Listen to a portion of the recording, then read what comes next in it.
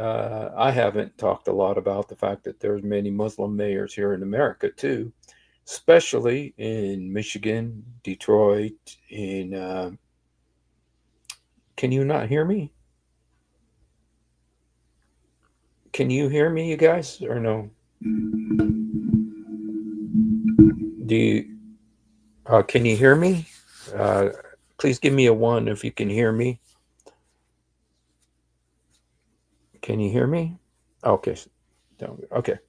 So anyway, but there's lots of Muslim mayors in the United States, and this guy's trying to run for mayor of New York, and he's a Muslim, and he,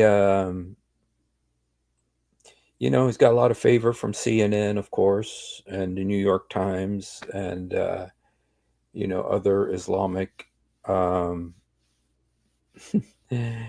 uh, organizations, and so. Um, I want to show you something. Let me see if I can find. I don't think I'm going to be able to find this.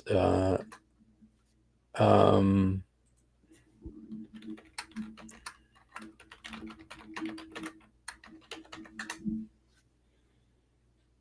I um,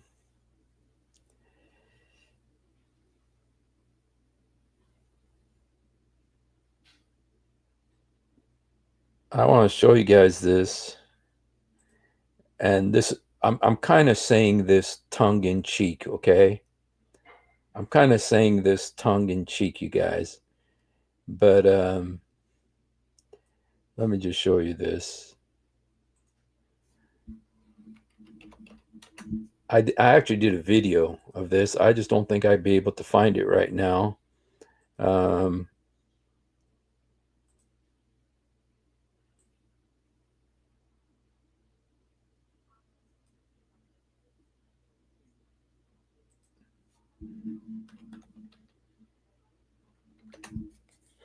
Let me just show you this. This is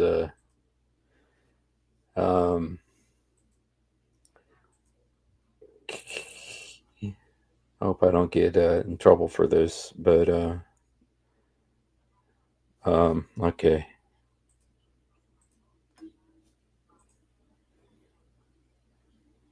Okay, see this right here? The New York Times. This is the actual logo of the New York Times.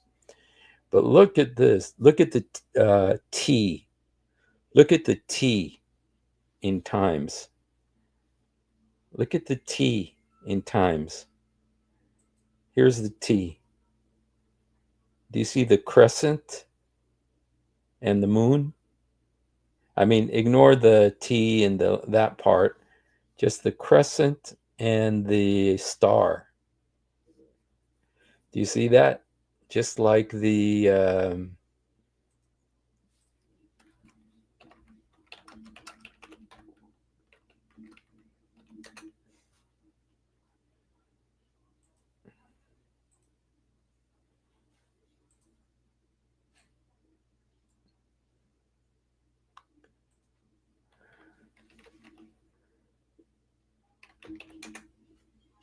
okay. Take a look at this.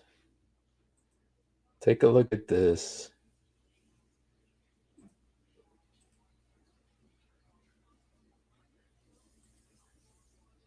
Here's the flag of Turkey, the crescent and the star.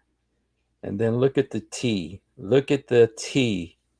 Here's New York Times. Look at the T and look at that. Do you see?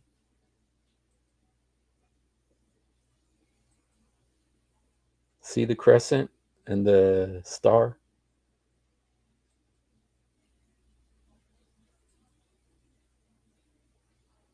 I don't know. Maybe I'm just a weird conspiracy theorist, but I bet you I'm not. I bet you there's something. I bet you there's something there. I don't trust the New York Times. One time, I had a reporter from the New York Times call me because I had been a missionary in Gaza. He wanted to talk to me, and he says, "You know, I'm from the New York Times, right?" He knows how antichrist they are. So anyway, I'm not saying that's absolutely the case, but anyway, this guy wants to run for mayor of New York. You know, there are many Muslim mayors in America. Yeah, and I'm not saying anything about that, you know. I mean, many of them, I'm sure, are very good mayors, you know. But here is here's one of the Muslim mayors. As Abdullah Hamoud became the first Muslim mayor of the U.S.'s largest Muslim population. Here's what he has planned.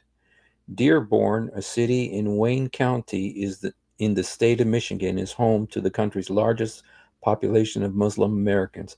However, it took until 2023 for a Muslim mayor to finally be elected. Abdullah Hamoud, whose Lebanese ancestry, became a Democrat mayor of Dearborn. Okay, so, well, you know, they have a very large, they're very famous for their Muslim population there. And, okay, here's another one. It says, Arab American and Muslim mayors sweep local elections in Detroit suburbs.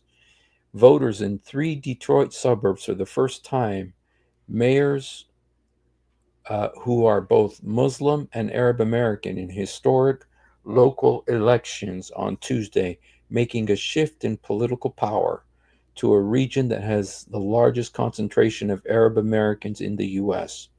Dearborn, Dearborn Heights, and Hamtramck, all located in southeastern Michigan, have seen decades of economic growth, cultural advancement driven by Arabs. So, anyway, so those are state. Here's another one. This is Sadef Jafar, and she was a mayor, Muslim mayor, in first female Muslim mayor in New Jersey. And is this the one? What it says about her? Um, no, but then there's this guy. Now this one, I think this guy is one of my relatives because I have lots of cousins in New Jersey. Now Emmanuel Shahid, I'm sure, also has lots of Muslim relatives in New Jersey. Uh, let's see, Islam running as mayors in UK, now trying to run the US. Give me Valkes. Yeah, they well, there are many Muslim mayors in the U.S. Well, we got 2 Muslim congresswomen too. You know, got Rashida Tlaib and Ilhan Omar. You know, 2 female congresswomen who are Muslims, and also have. We used to have a Muslim man. I don't know if Hakeem Jeffries. I don't know if Hakeem Jeffries, if he's a Muslim. He's the leader of. He.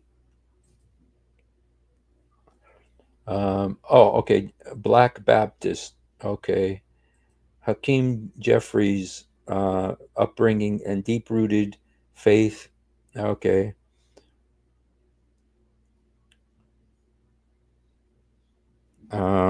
So I guess he was a Baptist. So Hakim is an Arabic word. Hakim is an Arabic word. Um, it means wisdom. Hakim means wise. Hakim means wise in Arabic. Hikmah means wisdom. And so, um, yeah, so, but anyway, but there has not been a Muslim mayor of um, yes, also means doctor. Uh, it doesn't, we haven't had like a mayor of a city like New York who is a Muslim. And so that's what this guy is trying to be. He wants to be the mayor of New York City. And he's getting a lot of support from CNN, New York Times. Remember New York Times, you guys? Remember the New York Times? So, the liberal media hates Christians, hates Christianity, but they love Islam. They don't love Islam because they love Islam, because they love any religion. It's just that they hate Christians and they hate Jesus Christ. So, let me see. Okay. Oh. um, let me see. Okay, let me see.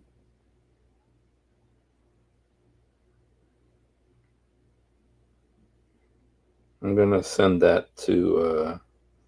I'm gonna send that to my.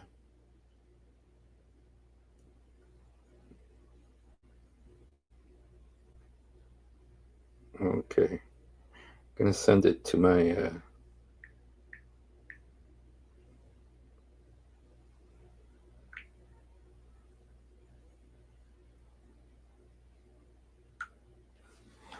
Um, gonna send it to my my messenger, so I could see.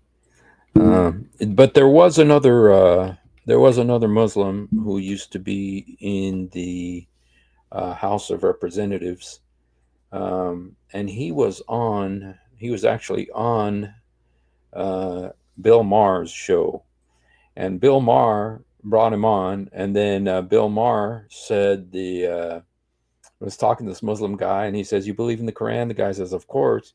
And Bill Maher says to him, he says, "I read the Quran. This is one hate-filled holy book." And what do you get? What do you think the guy said? This Muslim Congress member. What do you think he said? I'll give $5 to who can ever guess what he said. It's what everybody says. It's what all the Muslims say when they're on TV on CNN. Says, "Oh, you must have not read the Quran, because the Quran says if you kill one man, it's as if you killed the whole world. If you save one man, it's as if you saved the whole world." So he did not. And Bill Maher, though, I was impressed. He really said, "Hey, yeah, they call him an Islamophobe, but yeah." Let's just look at that real quickly here at the New York Times logo. I want to see the New York Times logo and the history of the paper. Times has a unique logo that has looked the same since the paper was founded in 1851. The logo type has been altered a number of times. The symbol is widely one of the best powerful logo types of all time. Okay. New York Daily Times. Throughout the years. Okay, present. The logo type became the restrained, with the T being adorned with an arrowhead and decoration. It was moved at both the papers. Okay.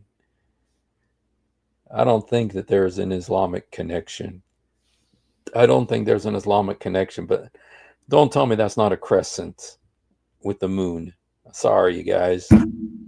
That looks too much like a crescent and a moon for me not to think that that is paid for by Saudi Arabia. So, anyway, so thank you, Lewis, for that.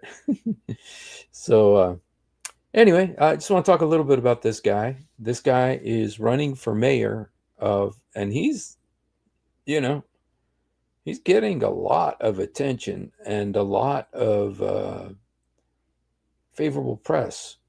But there's one other. Let me just show you. There's one other mayor, and this is one of my. I'm sure this is one of my relatives. Okay, these guys are all Palestinian, and they it's a city called Patterson in New Jersey, and they call Patterson the capital of Palestine in the United States of America, because everybody there is Palestinian. All my relatives live there, you guys. Everybody there is my cousin, and uh, but Here, look what it says here. New Jersey mayor declared that his city is the capital of Palestine and the fourth holiest city in the world during a kickoff to Ramadan last month. Patterson Mayor Andrei Sayegh, famous Arab name, made the remarks at a February 28th halal lighting ceremony, surrounded by other lawmakers and community leaders in the city with the highest Muslim population in the Garden State. I'm not the one who said it, but I heard people say that Patterson is probably the fourth most halal or holiest city in the world. Jerusalem, Mecca, Medina, and Patterson, New Jersey, the 50-year-old Democrat said. Patterson is the capital of Palestine in the United States of America. Yeah, boy, yeah, boy, yeah. And Halal City. It does. Sayegh is also. I do know Christian people named Sayegh as well. So yes, um, it's a very common, and there's a very famous Sayegh we all know. Uh, so, but why is he pushing the Islamic line if he is a Christian? It's like Christians, Christian Arabs have an identity too. Dhimmi, we've been dhimmified, you know. Of course, I live in America, but anyway, so this guy wants to run for mayor of. Let's just read a little bit because he got into trouble. He got into trouble because he said, globalize the intifada. He wanted to join with the university students of Harvard and Columbia and Princeton, and they were screaming, globalize the intifada. Intifada, for those of you who don't know, means uprising in Arabic. Intifad, yeah, intifada, uprising. But it has come to mean specifically rise up against Israel, and also with very often with murderous connotation. So when you say globalize the intifada, that means let the whole world turn against the Jews and slaughter Jews. And so this guy was yelling, "Hey, globalize the intifada, globalize the intifada," along with American funded university students. And so, anyway, let's just read a little bit about. But he was crying, saying how he's not anti-Semitic. Yo boy, yeah, yo boy, yeah, yo boy, and so let's just look what he has to say here. Um,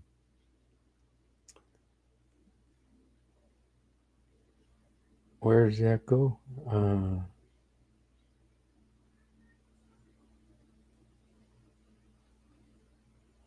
Shoot, did I lose it? You know what? Oh, wait a second. Okay, okay. Here's a thing in the Jerusalem Post about him. Okay, okay. He got really emotional. He got really emotional, for saying globalize the Intifada. The guy's name is Mamdani. Mamdani. It says Mamdani laments criticism following his globalize the Intifada comments. Okay. Mamdani responded to accusations of anti Semitism he has received since the statement in a tearful address telling reporters, "It pains me to be called an anti Semite." It hurts him to be called an anti Semite when he's saying globalize the Intifada. Yo, boy, yeah. And you know how CNN goes crazy and how liberal reporters go crazy when they see teardrops. Alligator tears. They really, or in this case, camel tears. Um, you guys, I'm Arab, so I get to be racist about Arabs. So I'm just kidding. I'm kidding. I'm not being racist, but um, yeah. So he's crying now because he wants to be elected mayor of the most powerful city in the world, New York City. Um, so he's very emotional. His name is Zohran Mamdani, New York City Mayor Count. And you guys, he's up there. He's really up there. In fact, the only one who's running against him who's got any chance is the loser, Cuomo, Andrew Cuomo, who was driven out by his adulteress and all that other stuff that he did. Um, but Andrew Cuomo is running against him, that loser. You guys, this guy could end up being the mayor of the most powerful city in America. Lord Jesus. The U.S. Holocaust Museum appeared to condemn a statement made by Mamdani in which he defended the phrase globalize the Intifada, saying the Intifada had been used in translations by the museum. Okay, now, Intifada, you guys, there have been two official Intifadas uh, in the Holy Land. One of them began in 1989 and it lasted for a few years. It was a violent uprising where, it was a very, I mean, in terms of imagery, it was very powerful for the Palestinians, throwing rocks at Israeli tanks, and stuff, and then Israeli soldiers. And I had relatives who were out there doing that. In fact, one time they invited me to go, and I said, no, I don't do that. But uh, it was the first Intifada. That was like in 1989, and it lasted for a little while. Uh, but then there was what's called the Second Intifada. Now, I was actually there during the Second Intifada. I was living in Jerusalem. I was a missionary at the time. It was in 1999. It began. What set it off was actually in 2000. Ariel Sharon, who was he wasn't prime minister yet. He was a foreign minister or something. And before he became prime minister, Ariel Sharon went and walked on the um, Temple Mount. He walked on the Temple Mount with like 1,000 soldiers. And back then, Jews weren't allowed to walk on the Temple Mount, on the Al-Aqsa. And so what happened is Yasser Arafat was still alive. He set off the Second Intifada. And this one was very violent. And this one would have, I don't know if you guys remember, there were bus bombings.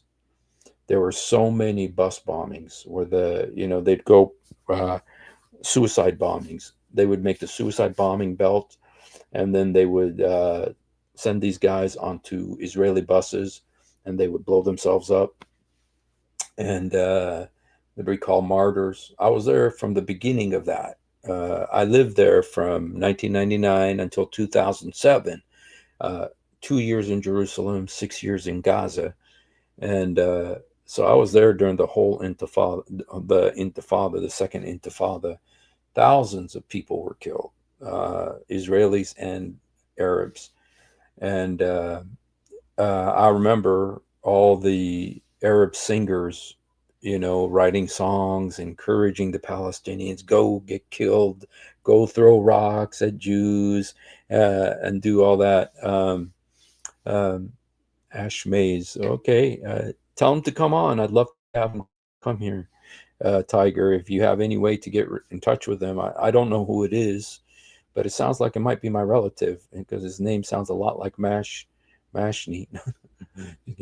um, but anyway, so this Intifada, the Second Intifada, was very violent. It led to a war. It lasted for years. I mean, many lives were lost.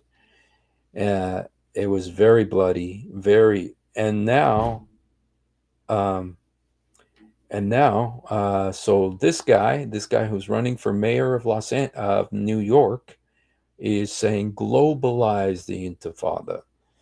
Globalize the Intifada. What does that mean? What does that mean when you say globalized Intifada? Does that mean start another violent uprising, do suicide bombings on buses? Is this what he means? Well, he was crying. He was very emotional about it. He defended the phrase globalize the Intifada. Okay. Um, Mamdani defended the phrase globalize the Intifada, which has been used by pro-Palestinian protesters who don't know what the hell they're talking about. They don't know what the heck they're talking about, that they're talking about starting bus bombings and suicide bombings against Jews. Maybe they do know, and they're still saying that. And which has been used by Palestinian protesters and seen by many as a call for violence against Jews, telling people that the phrase is misunderstood. It's misunderstood. Okay. I think what's difficult also is that the very word has been used by the Holocaust Museum when translating the Warsaw Ghetto uprising into Arabic, because the word means struggle, said Mamdani. Who has a long record of pro-Palestinian activism. As a Muslim man who grew up in post 9/11, I'm all too familiar with the way Arab words can be twisted, can be distorted, can be made to justify any kind of meaning. Really? Really? Honestly? I wonder if this guy speaks Arabic. I don't know. I'm not sure he's an Arab. Okay. He's a Muslim, but I don't know if he's an Arab. Let me see if I can find out what country he's from.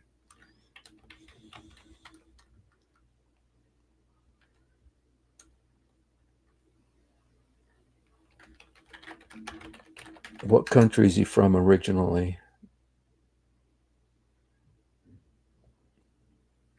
Okay, this guy, Mamdani, has barely ever had a job, with just 3 years in the workforce, including his rap career. Okay.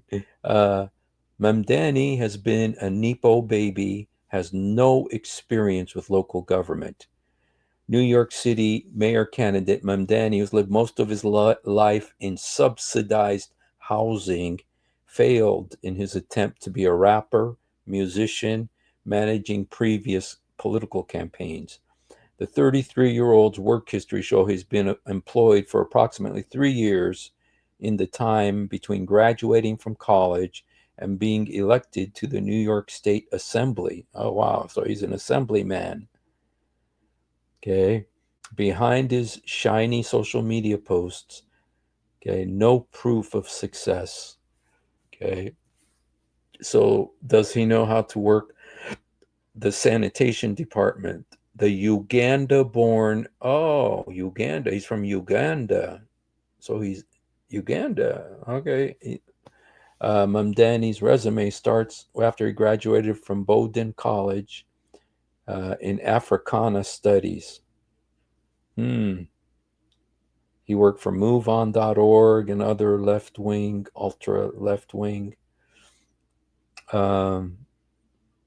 Okay, so that's who this guy is. He's okay, doesn't have much of a work record, but he wants to run the most powerful city in the world. Okay. In a post Wednesday, the Holocaust Museum decried the comparison to the Warsaw Ghetto uprising, a major Jewish uprising against the Nazis in 1943. Okay. Exploiting the museum and the Warsaw Ghetto uprising to globalize the Intifada is outrageous, especially offensive to survivors, the Post read. Since 1987, Jews have been attacked and murdered under its banner, the banner of Intifada. All leaders must condemn its use and abuse. So may he be sincere in what he's saying. He may be sincere, but I don't believe him. I don't believe him. Okay, I can't believe someone doesn't know what intifada means. Okay, it was the word used uh, two times, and it's very clear what they meant both times. Okay, Mamdani's statements. Oops. Okay, Mamdani's statements.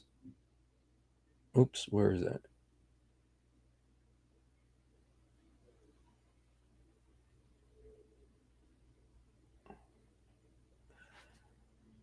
Okay.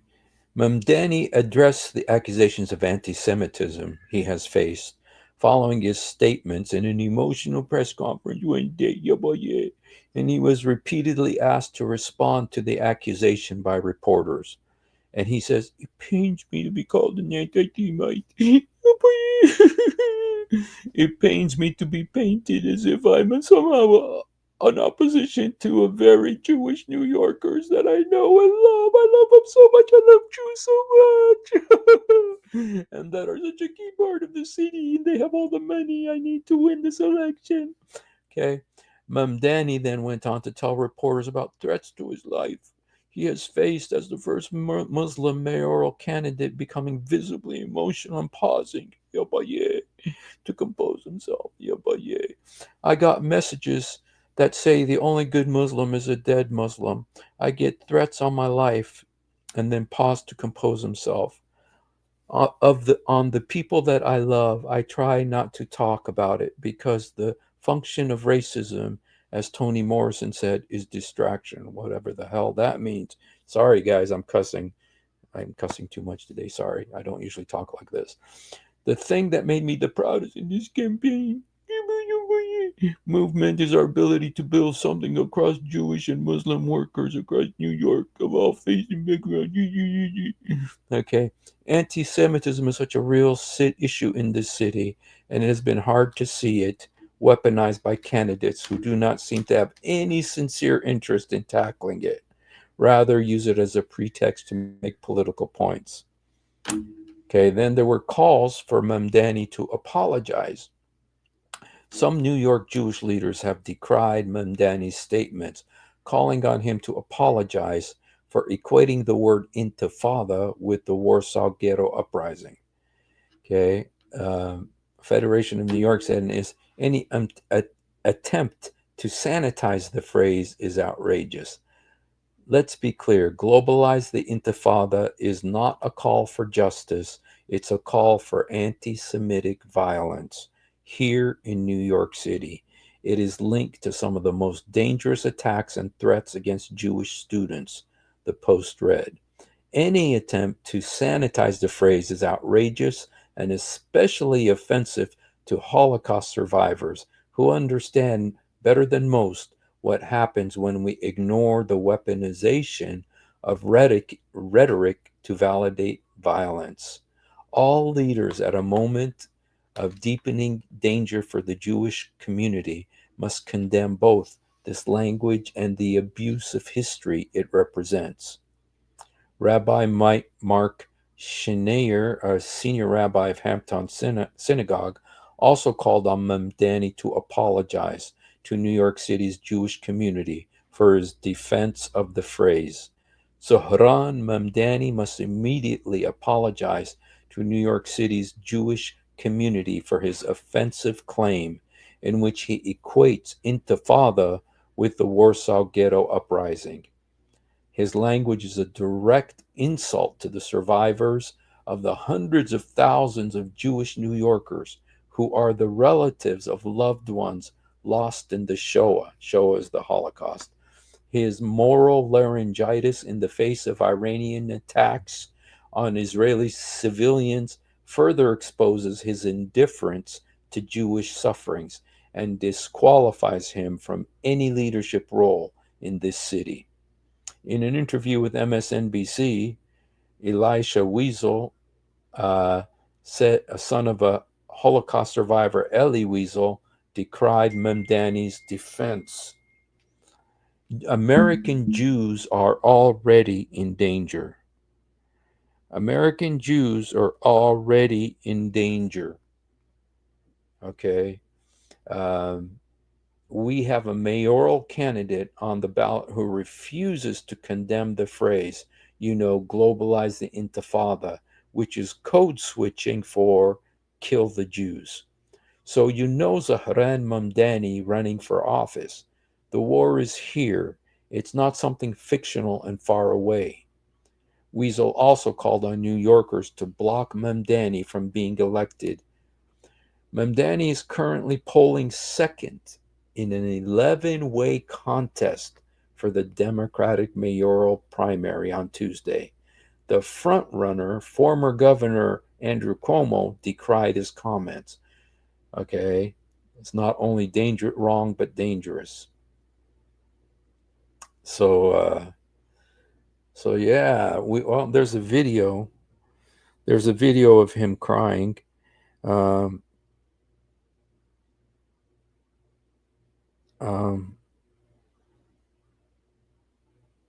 the Democratic mayoral primary today, let me see if I could find that video.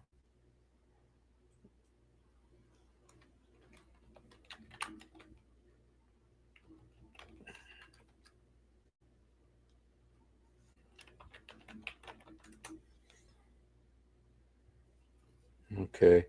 Now this is all it's going to take to get the CNN to jump on the bandwagon. CNN is going to fall in love with this guy. Just watch. And the New York Times with their crescent moon. Let's see. Okay.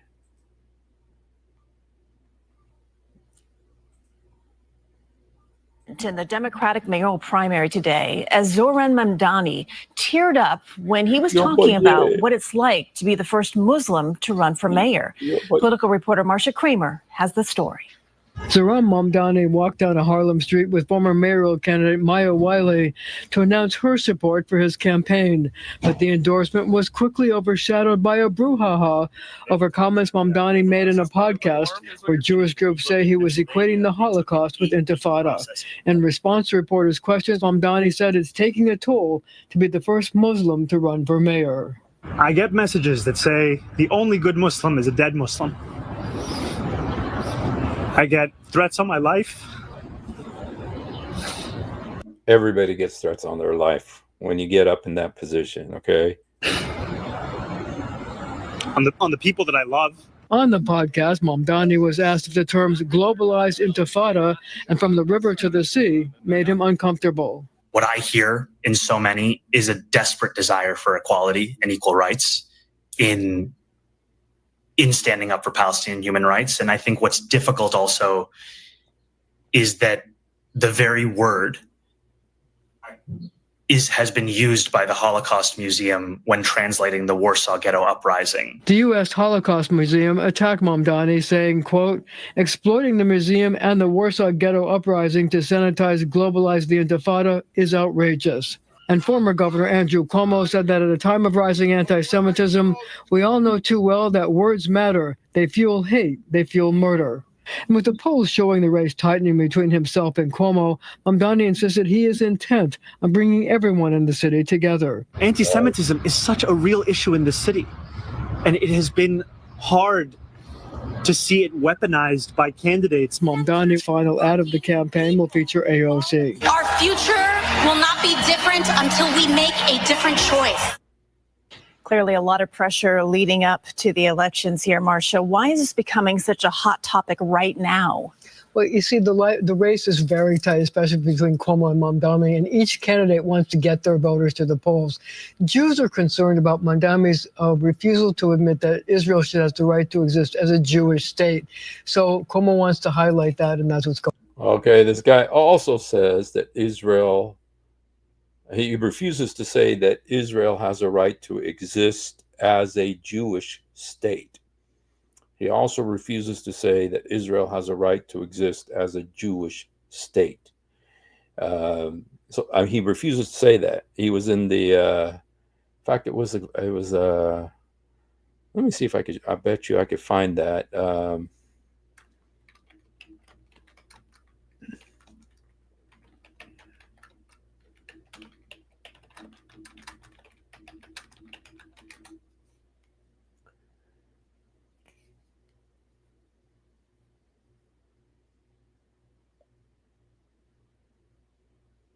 Okay, I don't know if this is it, but let me see if I can show this.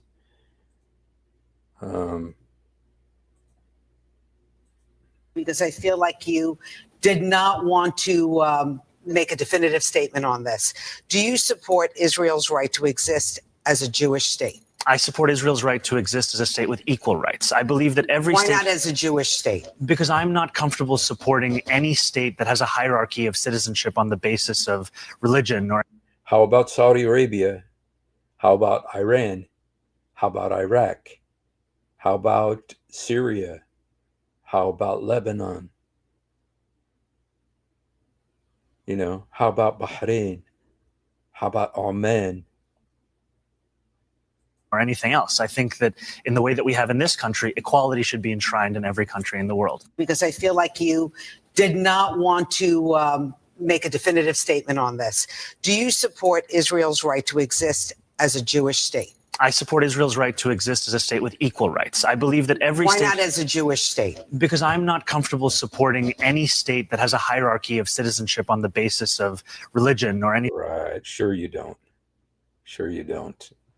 Of course, he's a liberal, so, you know, he might actually believe that. Afghanistan, yes, Pakistan, you know, and I'll tell him to fight them because the majority of Muslims deny this part of Islam doesn't mean it's... Yeah, I tell you, it's like, well, you guys, there's a chance this might be the next mayor of New York City. Lord help us. Lord help us, you know. The most powerful city in the world is New York City. And this guy is close to being the mayor. And it's true, Lebanon is not Islamic yet, but it was Christian. It was Christian, but, you know, we pray that in all of them, not just... But what I'm saying, though, is that Saudi Arabia considers itself a Muslim country. Oman considers itself a Muslim country. Egypt, even though it has a large Christian population, the Christians are dhimmis. You know, it's a majority Christian Muslim country. You know, and so, you know, do the Jews need to have a country that is Jewish?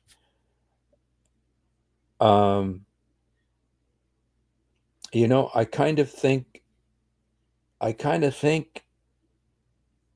maybe we do, because of the way they've been treated, the way that they've been treated in Christian countries, absolutely the way they've been treated in Muslim countries.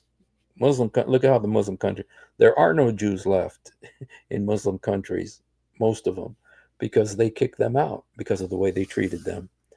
And I know that American history books only say how good the Muslims were to the Jews, but the fact that none of them are there should tell you something. And so, yeah. So, should there be a Jewish country where the Jews can be safe? I think that's fair. I think it's fair, and it's one little country. The Arabs have 23 countries. The Muslims have 57 countries. The Jews can have one little country, can't they? I think that's fair. And I know I'm going to get in trouble for that. I mean, I know what people think about me when I say stuff like that, but, you know, I don't see a problem with that. And so, anyway, I don't trust this guy. Yeah, I do believe that I'm not saying that Jews, by being in Israel, are born again. I'm not saying they're going to heaven. You know, I'm not saying that. They still need to be born again. They need to come to the Lord Jesus. But in terms of having their own country where they can be safe, because they're not safe. They're not safe in Holland. They're not safe in France. They're not safe in England. They're not safe in New York City. They're not safe at Harvard. They're not safe at Columbia University. And it's fair for them to have a country where they can be safe. Unfortunately, that's the way they've been treated. And, yes, they do need to come to Christ. Absolutely. I'm not talking about them being saved. Okay, this has nothing to do with salvation. This is talking a political issue. Do they deserve a country where they can be safe? I think they do. And they do need to come to Christ, absolutely, to be saved. I just look Jewish too. I had a huge, tall Muslim guy ask me if I'm Jewish buying ice cream. I've been asked if I was Jewish too when I'm in the Middle East at the airport, Ben Gurion Airport. I've been asked if I'm Jewish. So, I think I probably am. If I did one of those tests, I bet I'd find out I've got a lot of Jewish blood in me. I should do it. I had a friend who was a total Palestinian nationalist, and then he went and did the blood test. Turns out he's 1/3 Jewish. Because they got special DNA in their DNA, something you could tell if you're Jewish or not. So he will help us do what we cannot do, but I'm sure he wants us to do what we can do. Hence, we mess. So we're in. Welcome, William. The only thing that's a triumph of evil is for men. Yeah. Unfortunately, yeah. When they are in, look at how the Jews are being treated in Europe right now. Look how the Jews are being treated in Europe right now, and in American universities. So I think they should have a place they can be safe. And so I don't trust this guy. I don't like him. So and the emotional, the tears and everything. Yeah, but yay, that's going to win over CNN. Sure, it's going to win over CNN. It's going to win over the New York Times. Okay, but unfortunately, his competitor Andrew Cuomo, he's a loser too. But I think he's the lesser of two evils. So we should hope that he will win. Oh, does he? I didn't know Jai speaks Hebrew.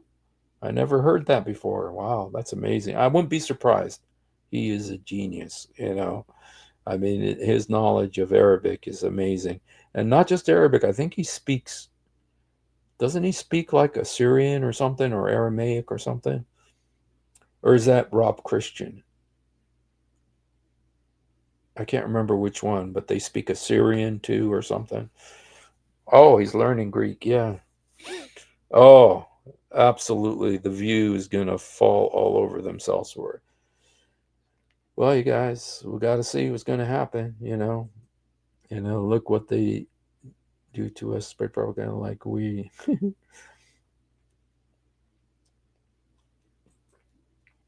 Well, all right, you guys. Well, shoot. I just wanted to talk a little bit about this guy, and I don't trust him. I don't like him. Oh, Rob is Assyrian. Okay, so he does speak Assyrian then. I know Sam Shimon is Assyrian too. I think he does speak Assyrian. I've heard him talking Assyrian. But Assyrian doesn't, the Bible was Aramaic originally. So, I mean, not the Bible, but that was the language that Jesus spoke, was Aramaic. So I actually wanted to do a song, you guys. I'm afraid it's a little bit late to do it, but maybe I'll do it tomorrow. So hope I didn't offend anybody. I find that I get more emotional about American issues. I get really emotional about American issues and like politics and stuff. I worry about America, and so political influence of the Muslim gets amplified. Yes, it's true. Yeah, it's true. Haven't seen Marion for a while, and I know she doesn't like my music very much. She doesn't like my music very much. So, Shepherd speaking it. Well, all right, you guys. Well, You know what? Since I think it's a little bit too late for me to play a song, I really wanted to play a song in honor of the Iranians who are standing up and saying they want to be free. But maybe I'll do that tomorrow. I'll try to come in a little bit earlier and do it tomorrow. And so thank you, everybody. Thank you for hanging out with us. Do we have any Muslims here? Just in case we have a Muslim, let me just put an invite. And you guys, this invite is for Muslims. If there is any Muslims here, you'd like to come on, we welcome you. Welcome, free Iran from the river to the. As long as individuals tend to have more ideally instead of learning. Thank you so much. Thank you, Saved by Grace. God bless you. I think it may be a little bit too late, so I better not do my song now.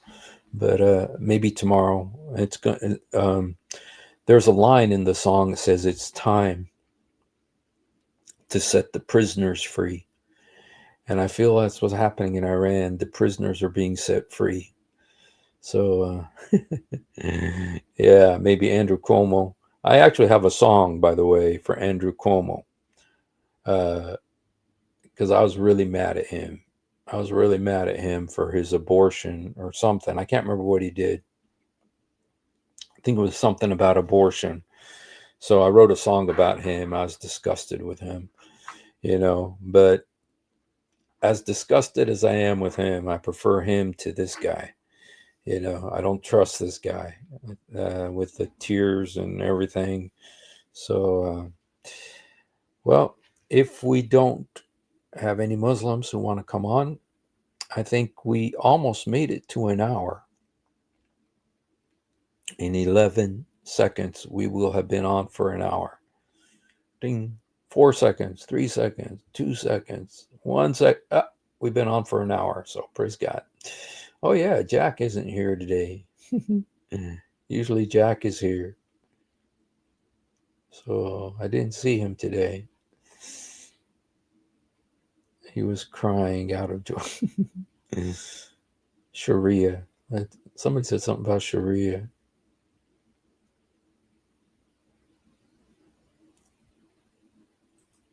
Because majority of those Muslims aren't even in Sharia law countries. And usually when they're here, they become more religious because of the religious freedom here. And it's such a part of their identity that here they feel free to just, and so supported by Harvard University, by CNN and the New York Times, that they are anti-Christ. They join with that anti-Christ strain. And so, all right, you guys. Well, God bless you, and thank you so much for being with us. And if you haven't done it, please do it now. Jesus, help me. Jesus, forgive me. Jesus, come into my heart. Jesus, help me. Jesus, forgive me. Jesus, come into my heart. يسوع ساعدني. يسوع سامحني.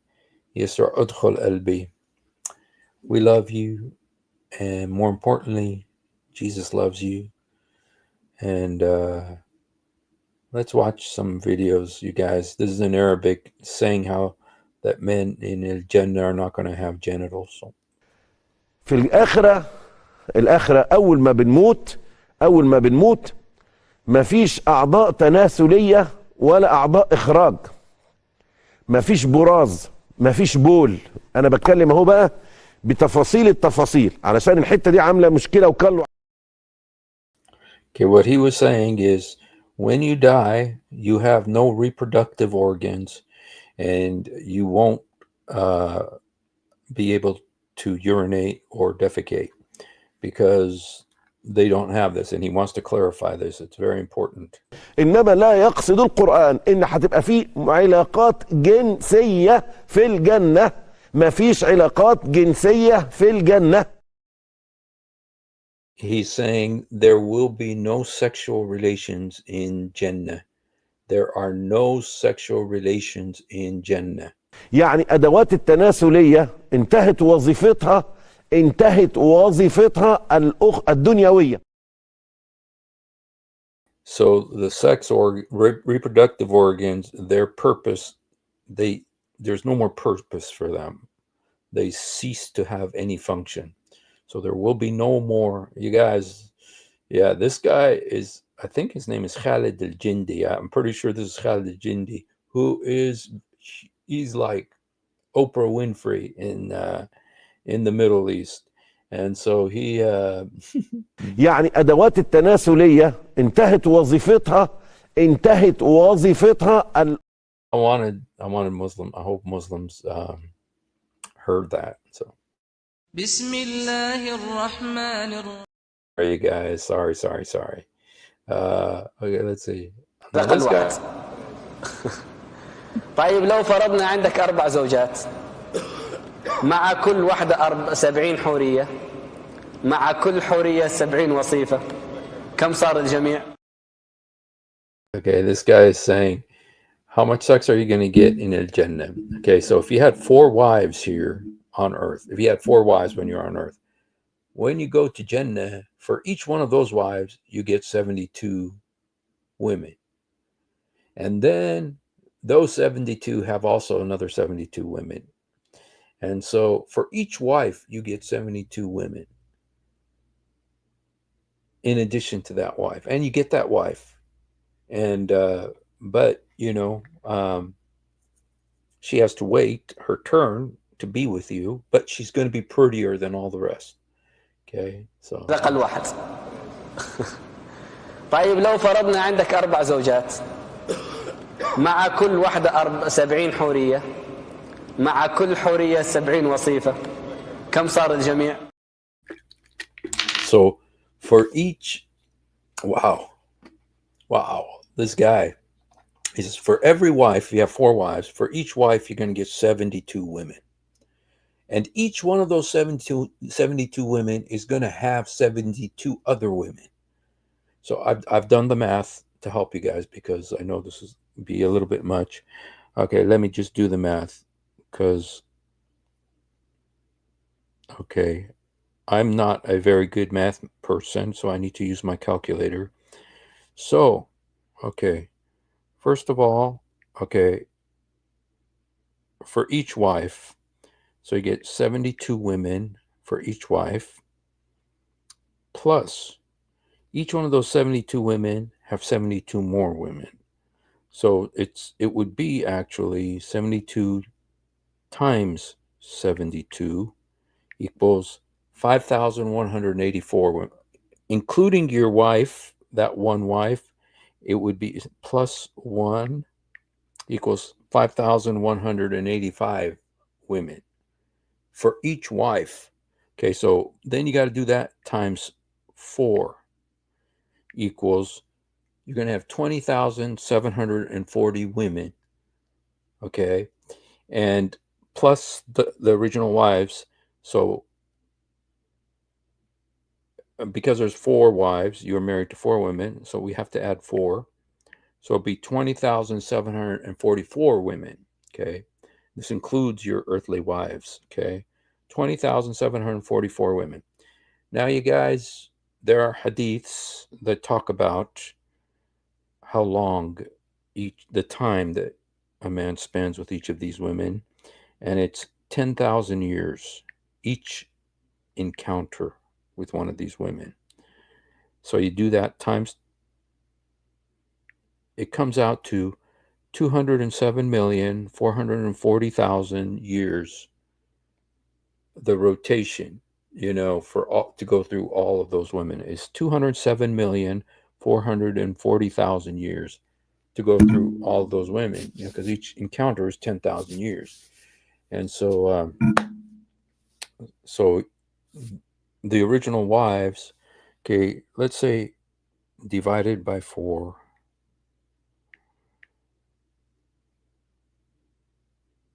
Okay,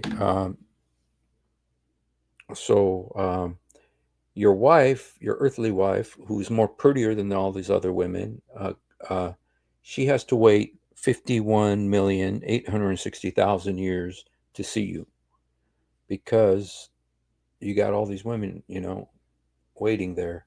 So anyway, so that's Jannah for you. The question about the Hur al-Ain. He said the men in Jannah, we know, will be receiving Hur al-Ain. But what about the women? What do they receive? Well, we are told that they will only receive their husband and one single person. Because by default, women can only love one man.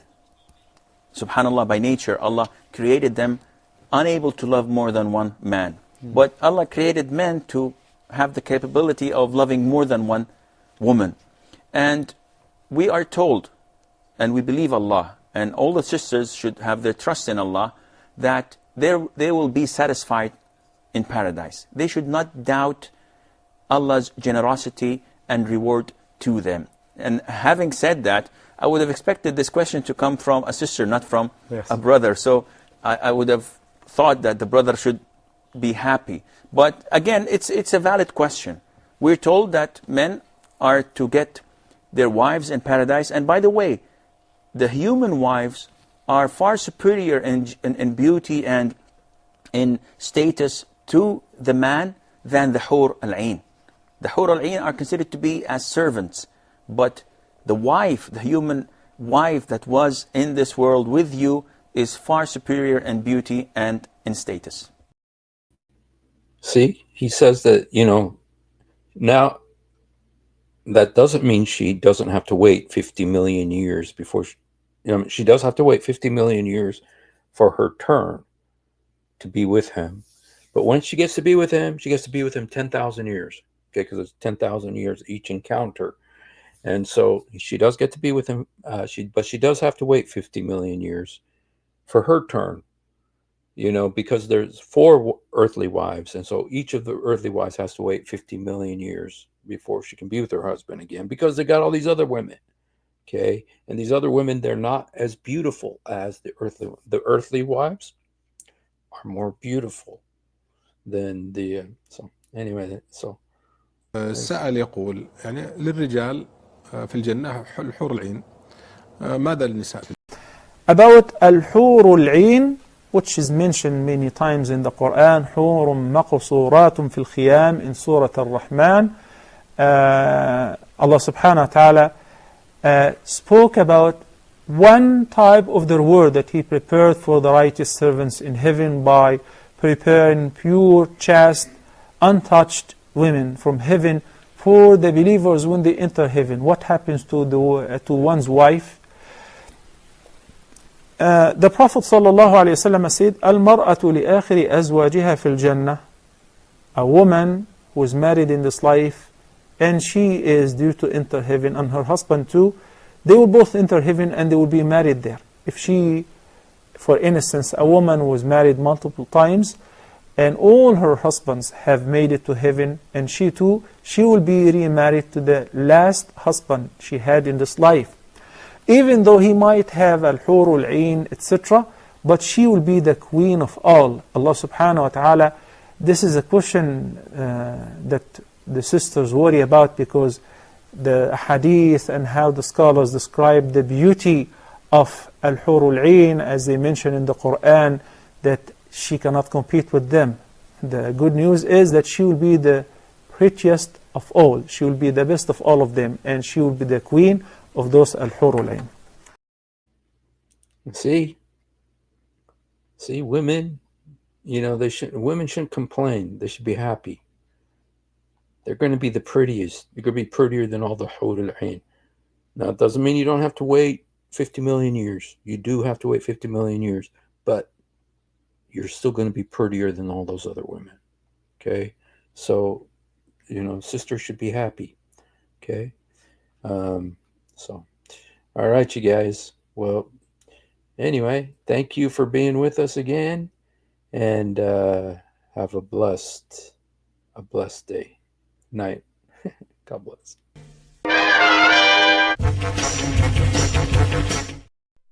If you have ever wondered why dull apologists lie so much, it's because on a rare occasion that they tell the truth, this happens. One of the reasons I accepted Islam was the scientific miracles. I'll be honest with you. And now we know that this whole scientific miracles was absolute nonsense. You're going to have to repeat that. That the standard narrative has holes in it. That's what I'm going to say.